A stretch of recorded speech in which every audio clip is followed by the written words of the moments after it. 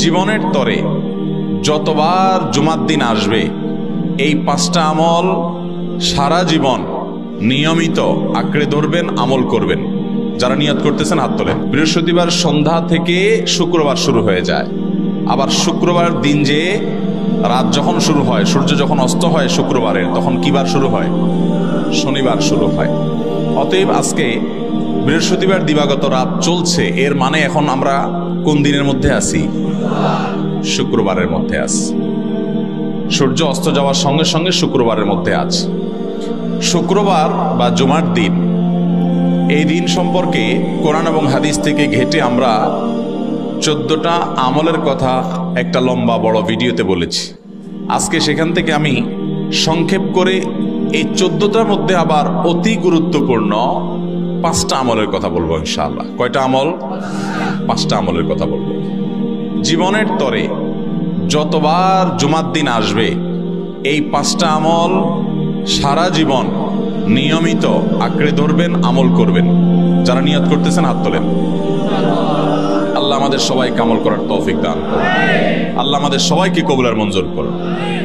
Number 1, সবচেয়ে বেশি যেটা করতে হবে পরিমাণে জুমার দিন, জুমার রাত, বৃহস্পতিবার সন্ধ্যা থেকে নিয়ে শুক্রবার সন্ধ্যার আগ পর্যন্ত পরিমাণে সবচেয়ে বেশি করতে হবে যে আমলটা, সেটা হলো দুরূদ শরীফের আমল। কিসের আমল? ভাইরা, দুরূদ এমন একটা আমল, আপনি যদি শুধু দুরূদের এই আমলটাকে আঁকড়ে ধরেন, সবসময় আপনার মুখ দিয়ে দুরূদ বের হতে থাকে, পড়তে থাকেন, তো নবী করিম সাল্লাল্লাহু আলাইহি সাল্লামের ভাষ্য অনুযায়ী, তার ওয়াদা অনুযায়ী, ইদান তুকফা হাম্মুক ওয়া তুগফার যামবুক, তোমার যত পেরেশানি আছে নবী সাল্লাল্লাহু আলাইহি সাল্লাম বলেছেন এই সব পেরেশানি দূর করার জন্য এই দুরূদের আমলটা যথেষ্ট হবে ইনশাআল্লাহ। এবং গুনাহ মাফের জন্য এই দুরূদের আমলটা কি হবে? যথেষ্ট হবে। নবী করিম সাল্লাল্লাহু আলাইহি সাল্লাম বলেছেন, মান সাল্লা আলাইয়া মাররাতান সাল্লাল্লাহু আলাইহি আশরা, যে ব্যক্তি আমার প্রতি একবার দুরূদ পাঠ করবে, আল্লাহ রাব্বুল আলামিন তার প্রতি 10 বার রহমত নাজিল করবেন। কয়বার রহমত নাজিল করবেন? আপনার জীবনে 10টি জায়গায় খুব ক্রাইসিসে পড়ে গেছেন, কোন জটিল সিচুয়েশনে মুখোমুখি হয়ে গেছেন, বিপদের মধ্যে পড়ে গেছেন, ওই জায়গায় আল্লাহর রহমত পাবেন। এরকম একবার দুরূদ পাঠ করবেন হক আদায় করে, যথাযথভাবে মহব্বতের সাথে 10 বার আপনার জীবনে আল্লাহ তাআলা অনুগ্রহ নাজিল করবেন। নবী করিম সাল্লাল্লাহু আলাইহি ওয়াসাল্লাম বলেছেন, আকসিরু আলাইয়া মিনাস সালাতি মিন ইয়াউমিল জুমআতি ওয়া লাইলাতিল জুমআহ, তোমরা জুমার দিন এবং জুমার রাতে আমার প্রতি বেশি বেশি দুরূদ পাঠ করবে, দুরূদ প্রেরণ করবে। ফাইন্না সালাতাকুম মা'রুদাতুন আলাই, কারণ তোমরা যে দুরূদ পাঠ করো এটা আমার কাছে পেশ করেন আল্লাহর ফেরেশতারা, এবং রীতিমতো নামধাম সহকারে আল্লাহর একদল ফেরেশতা নিয়োজিত আছে। তারা বলেন, আল্লাহ, হে আল্লাহ রাসূল, আপনার অমুক উম্মত, অমুক অনুসারী, আল্লাহর অমুক বান্দা পৃথিবীর অমুক প্রান্ত থেকে, অমুক দেশ থেকে, অমুকের সন্তান, সে আপনার প্রতি দুরূদ পেশ করেছে জুমার দিনে, জুমার রাতে বা অন্য সময়ে। এটা নবী করিম সাল্লাল্লাহু আলাইহি ওয়াসাল্লামের কাছে রিপোর্ট দেওয়া হয় আল্লাহর নিযুক্ত ফেরেশতাদের মাধ্যমে। আপনি যখন দুরূদ পাঠ করবেন, আপনার ভিতরে এই ফিল হবে যে আমি দুরূদ পাঠ করছি আর আমার নবীর কাছে এটা উপস্থাপিত হচ্ছে আমার নাম ধাম, আমার রিপোর্ট সহকারে। এই জন্য শুক্রবার এবং শুক্রবার দিন এবং রাত, অর্থাৎ বৃহস্পতিবার সন্ধ্যা থেকে নিয়ে শুক্রবার সন্ধ্যা পর্যন্ত এই 24 ঘন্টার মধ্যে নবী করিম সাল্লাল্লাহু আলাইহি সাল্লামের ভাষ্য খেয়াল করেন, আকসিরু আলাই, ওলামা একরাম জানেন নবী আলাইহিস সালাম সাধারণত কোনো আমল পরিমাণে বেশি করতে বলতেন না। পরিমাণে বেশি করতে বলার মতো আমল খুব কম ইসলামে। গোটা কোরআন যদি খোলেন আপনি, পরিমাণে অধিক করতে বলা হয়েছে এরকম আমল খুব বেশি পাবেন না। তোমরা বেশি বেশি করে নামাজ পড়ো, বেশি বেশি করে রোজা রাখো, এরকম কথা কোরআন হাদিসে নাই। অবশ্যই একজন ইমানদার 5 ওয়াক্ত ফরজ নামাজের পাশাপাশি অধিক পরিমাণে নফল নামাজও পড়বেন, সেটা ভিন্ন কথা। কিন্তু কোরআনে বেশি পরিমাণে আল্লাহর জিকির করার কথা বলা হয়েছে। আর নবী করিম সাল্লাল্লাহু আলাইহি সাল্লাম বৃহস্পতিবার সন্ধ্যা শুরু হলে শুক্রবার সন্ধ্যার আগ পর্যন্ত বেশি পরিমাণে করতে বলেছেন যে কাজটা, সেটা হলো দুরূদ শরীফের আমল। অতএব ভাইরা আমার, বৃহস্পতিবার সন্ধ্যা থেকে নিয়ে শুক্রবার সন্ধ্যা পর্যন্ত, আপনি দোকানদার মানুষ, বৃহস্পতিবারে ব্যবসা করছেন, দোকানদারি করছেন, কোনো অসুবিধা নাই। আপনার অবসর সময়গুলোতে মুখ দিয়ে দুরূদ পড়তে থাকবেন। দুরূদের মধ্যে সবচেয়ে শ্রেষ্ঠ দুরূদ হলো নামাজে যেটা পড়েন, দুরূদ ইব্রাহিম। আল্লাহুম্মা সাল্লি আলা মুহাম্মদ ওয়া আলা আলি মুহাম্মদ কামা সাল্লাইতা আলা ইব্রাহিম ওয়া আলা আলি ইব্রাহিম ইন্নাকা হামিদুম আল্লাহুম্মা বারিক আলা মুহাম্মদ ওয়া আলা আলি মুহাম্মদ কামা বারাকতা আলা ইব্রাহিম ওয়া আলা আলি ইব্রাহিম ইন্নাকা হামিদুম। তাহলে দুরুদের এই আমলটা এটা করার জন্য আল্লাহ তাআলা এমন সহজ করে দিয়েছেন যে ওযুর প্রয়োজন নাই। আপনার ওযু নাই, তারপর আপনি দুরুদ পাঠ করতে পারবেন। এবং আপনি এই বড় দুরুদ পড়ার মতো সময় নাই, তো আপনি একবারে সবচেয়ে সংক্ষিপ্ত দুরুদ পড়েন সাল্লাল্লাহু আলাইহি ওয়াসাল্লাম, তাতেও দুরুদ পাঠের সওয়াব পাবেন। চেষ্টা করব তো ইনশাআল্লাহ। শুক্রবার আসবে, দুরুদ বেশি বেশি করে পাঠ করব। আপনি দোকানে কাজ করেন, আপনার দোকানে আপনার সহকর্মী আরো কাজের লোক আছে, আপনি সবাইকে স্মরণ করাবার জন্য নিজে জোরে জোরে দুরূদ শরীফ পড়বেন এবং বলবেন যে শুক্রবার শুরু হয়ে গেছে, সবাই দুরূদ শরীফের আমল করো। ভাইরা আমার, আমি আমার জীবনের কথা বলতে পারি। আমার জীবনে ওই যে হাদিসের উপরে ইয়াকিন এবং বিশ্বাস আলহামদুলিল্লাহ ছিল।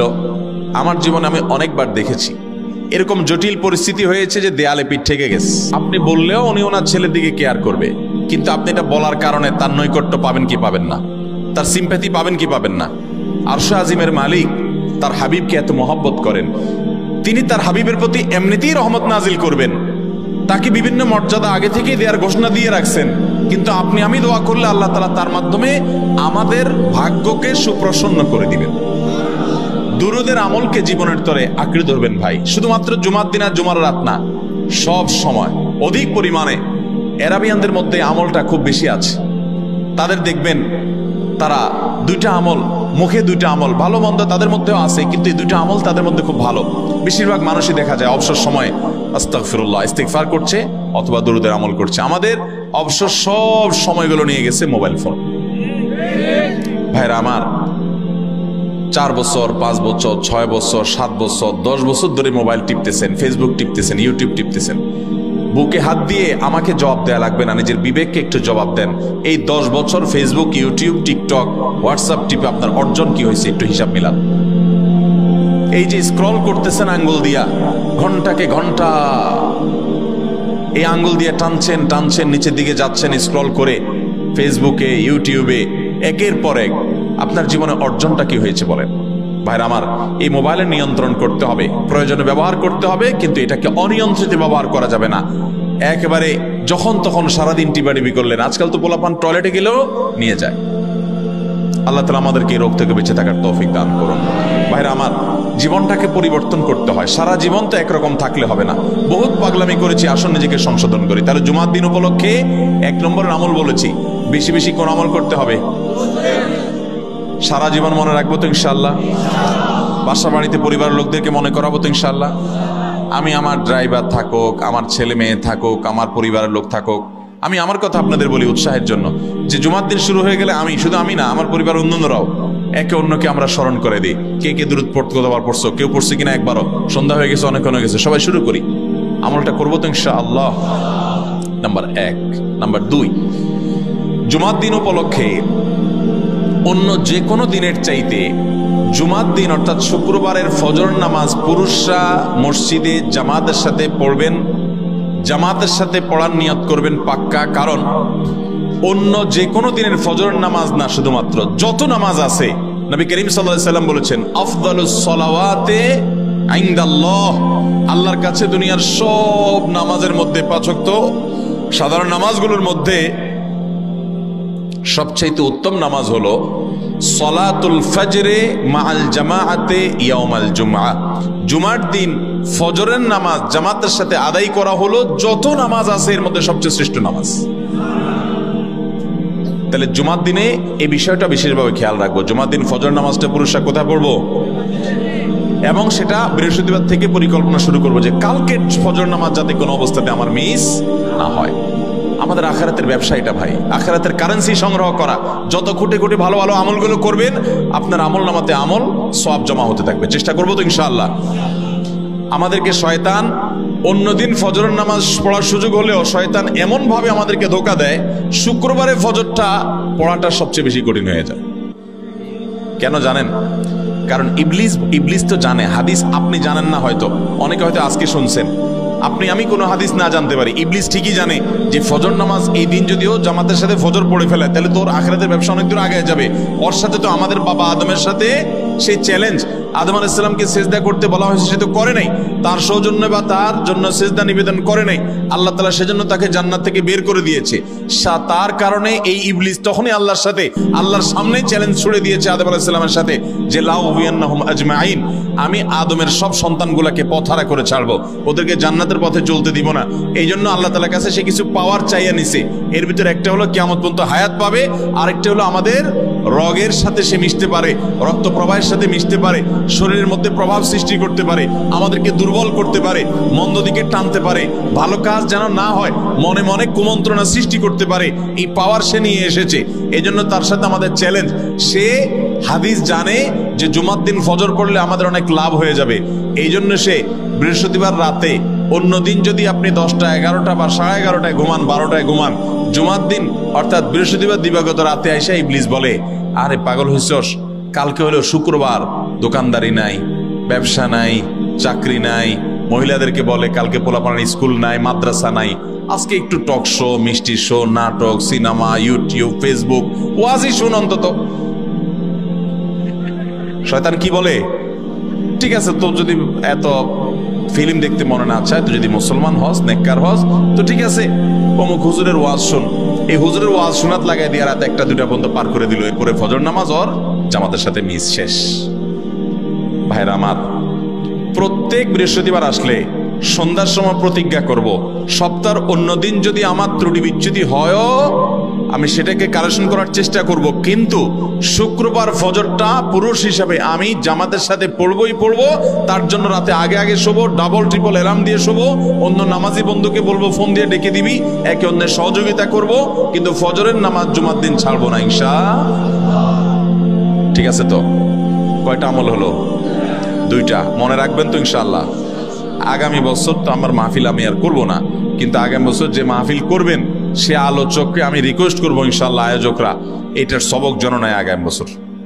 দিতে পারবেন তো ইনশাআল্লাহ? আমল যদি করেন তাহলে সবক ঠিকই দিতে পারবেন। ওই যে ভাই সবগুলো শুনে দিছে, কারণ এই আমল করেন। আচ্ছা, 3 নম্বর আমল হলো সূরা কাহাফ পড়বো। কোন সূরা পড়বো? সূরা কাহাফ। যারা কোরআন পড়তে পারেন না তারা শুনবেন, আর যারা পড়তে পারেন তারা নিজে পড়বেন।